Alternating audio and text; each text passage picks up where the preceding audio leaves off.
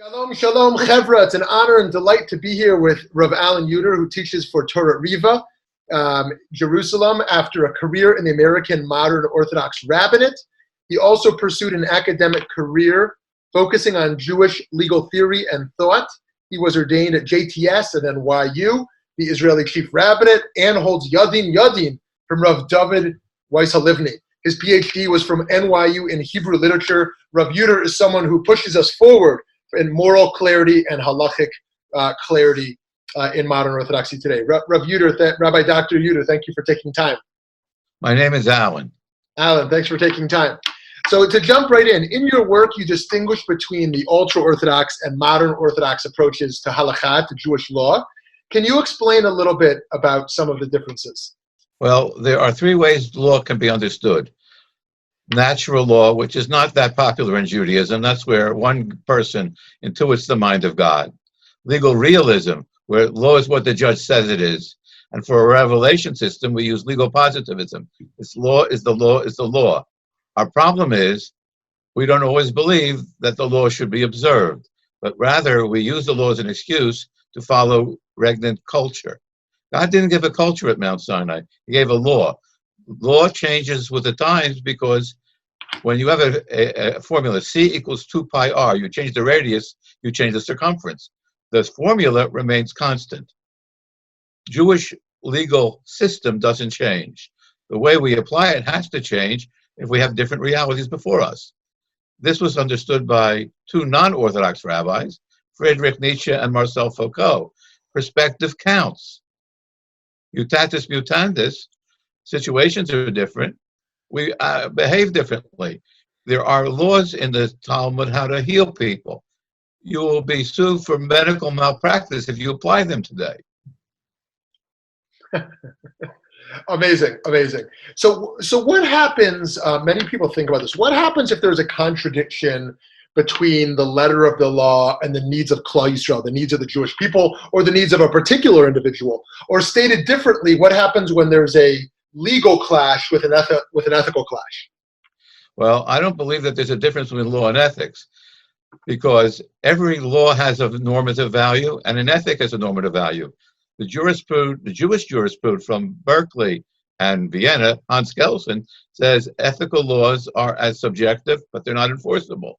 Legal laws are subject to onesh, for sanction. And I'm not so sure that's really true. I'll give an example. Some people say Judaism is not pro-life. Oh, if you look in the Gemara in Arachin, page 7, side B, the shame of the woman is grounds for abortion. We don't like to quote that because we find that Gemara in Arachin, page 7, side B, embarrassing. According to Jewish law, medical care and education are rights, not something that you buy in a free market. The doctor ideally should be paid by the Beis Din, not by the patient. In other words, single payer. I didn't make that law up. I'm not a progressive. I don't know right from left. I'm nearsighted. I don't know which way I'm going but up. I see the way God wants me to go. And it comes to, very often we have different ways of looking at things. I'm happy you're laughing because the Psak says, Pekudei Hashem Yesharim in the plural, Misamech Elev in the PL. So when you turn to ethical issues, they say women shouldn't learn Torah. The Rambam sees that as an isur. That's very nice. That is the diction of a description, not a prescription. How do I know that women are allowed to study Torah? Not because I'm a liberal or because I'm a conservative, but because the law says so. In Tosefta Brachos 2:12, women can study Mishnah. Afilu b'shat nida. Conversation over. No room for compromise, because that's what the law says. Or the notion, they have a big argument about drafting women in the Israeli army. I have a daughter who's in Sheirut Le'umi. They say it's not modest. Well, how do you know it's not modest? Where does the Gemara say that? What the Gemara does say is the Milchemet Mitzvah HaKol Yotzei. Everyone gets drafted. Chatan mechedro v'chala mikupata. That's the law. They're going to ask me, what do I say to the Chazon Ish? I'm going to say a pasuk. Lo taguru mipnei ish afilu Chazon Ish. If I have a machloket between the Talmud and the Chazon Ish, I don't have a machloket. And a gentleman whom you studied with, or a friend of mine, called Rabbi Yaakov Love, and he got into trouble at Bruria when he was teaching there, he told the women the halacha is you have to wear a head covering with a snood, a cap, a mitpachat, but not a wig. Because the Gemara in Shabbos, page 64, side B, says no shaitels on Shabbos. Go argue with them.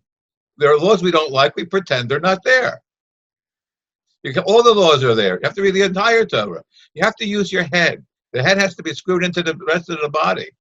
So the law, it works. Hatzur tamim pa'alo, kol derachav mishpat. God gave the Torah right first time. But we don't like to follow it if we are embarrassed by it. So I don't see that many ethical conflicts. So in applying the system we've inherited to new challenges, who has the authority to decide on these new issues that have the needs of the hour? And are our institutions doing a good job of producing people with this type of authority and expertise today? Our institutions are doing a horrid job of teaching it. When you study with Rav Dov Linzer or Yaakov Love, you're getting methodology. There was a fellow by the name of David Landis who wrote a PhD at Princeton on the YU-based Midrash. You can study Bikiyas. You can study ideas, concepts. There are two things they will not teach you. The levels approach, how the Gemara actually got written, and how to derive Psak from the Gemara. What they will never give you is the keys to the authority. My son, Josh Yuter, you may know the gentleman, said it's interesting. His smicha says he's Magiel Lahorah. They tell you you're not Magiel Lahorah. When are you Magiel Lahorah? That's, I think, your real question. If you know how to make a tshuva, an answer that is socially appropriate, that does not violate the halacha of Ravina and Rav Ashi, they are Sof Hora'ah. Gemara of Metzia 86. They are the last people who can make apodictic psak. Not me, not you, not Moetzes Gedolei Torah, not the Council of Young Israel Rabbis. If your psak, says Rav Daniel Sperber, is consistent with the conclusion of the Gemara, that psak is kosher. There are people, example, the core issue of sexism is not in a very popular issue, but Hilchos Shchita. They don't study Shchita at YCT, I don't believe. But I had to do it for my smicha at YU. And it says, Hakol shochatim, li'olam shochatim, bakol shochatim. The Gemara answers, la'asuye noshim. Women get to do Shchita. We didn't like it in the Middle Ages. Okay, you have a right to make an Easter, but that binds the community. It doesn't bind every community for all time. That only Ravina and Rav Ashi can do that. So actually, there are some guys who do Hilchos Shchita at YCT. Personally, I'd rather we do away with Shchita altogether. I mean, not Shchita, but shechting anything or anyone. I have a question for you. What are you going to do Pesach when they have to eat the Korban Pesach? Well, I'm davening that Rav Kook is right that we're just going to have a mincha, a korban mincha. Well, here there will be some machlokes. When I come to the halacha, I'm prepared to surrender to what it really says, based on pure pshat. 90% of the time, you will like the answer, and there's a control on us because we don't like to have prophetic psak, where the posek reads the mind of God. Eliezer ben Hyrcanus read the mind of God in the 59b in Bava Metzia, and he got into trouble because he read the pshat correctly. If I have an oven that goes into parts that don't have a use, they don't have to'elet, the tumah goes away. The Chazal didn't like that idea as policy, so they made Xera. He wouldn't buy it, and God said, "Well, you're right." But God, we say, God, mind your own business. You gave the Torah to us.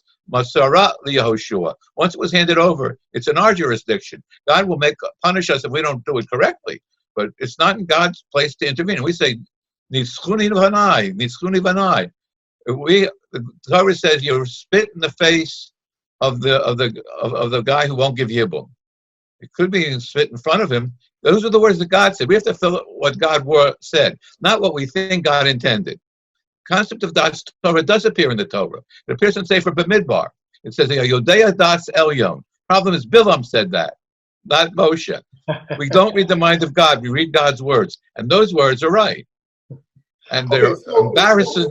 Let's say I spent some years in yeshiva learning Talmud and Halacha, Shulchan Aruch, or in seminary, and but I never learned how to apply any of this stuff. I've learned shuvas, I've learned teshuvot, on, how people in the 20th century made decisions.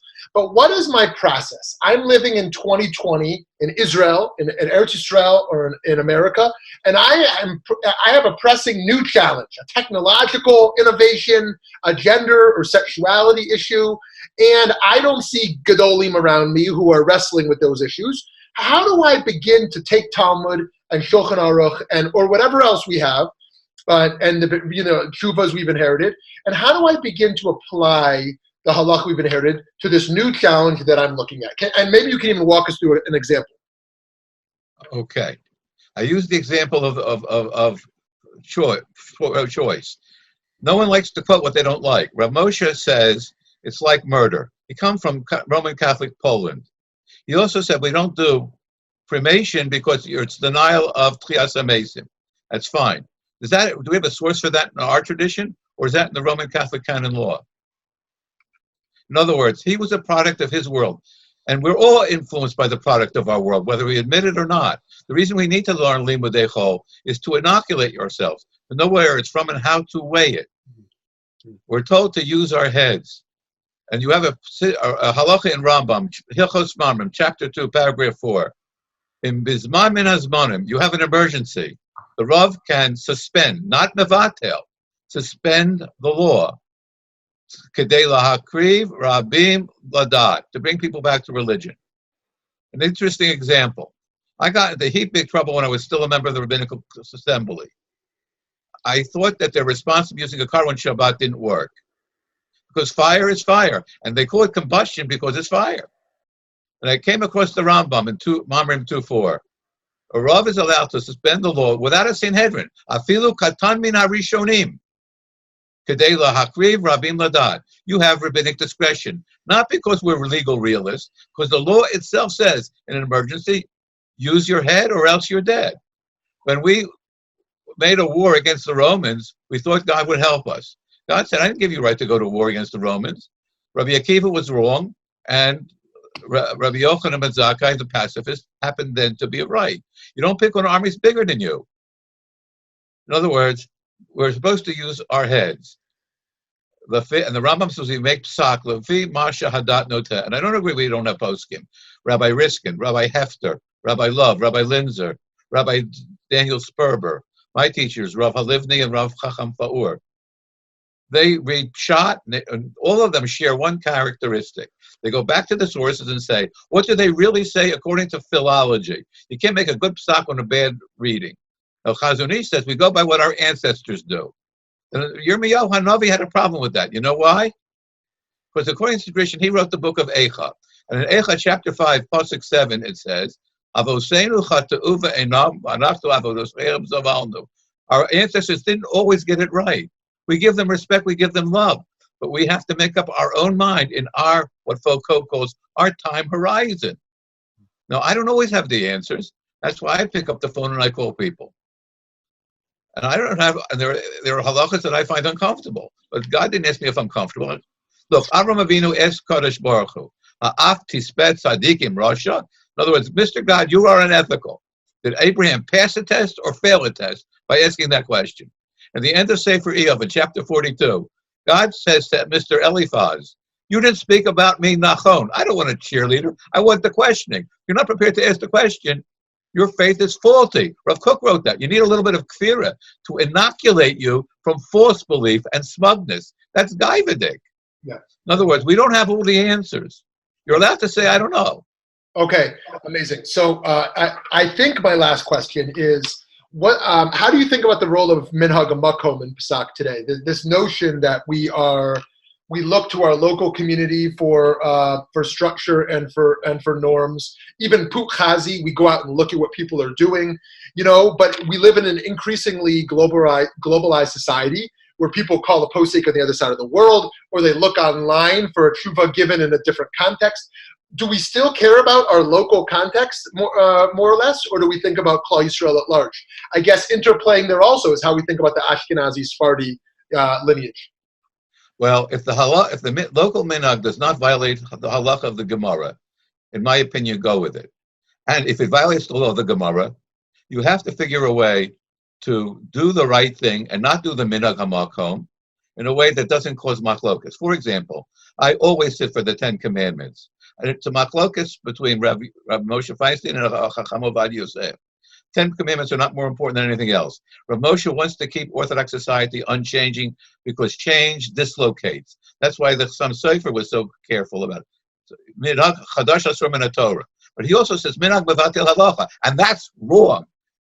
In Dinei Mamonos, it can be mevatel. But for instance, there's a bracha that some people say, and I tell women not to say it, Shasane Kurtzono.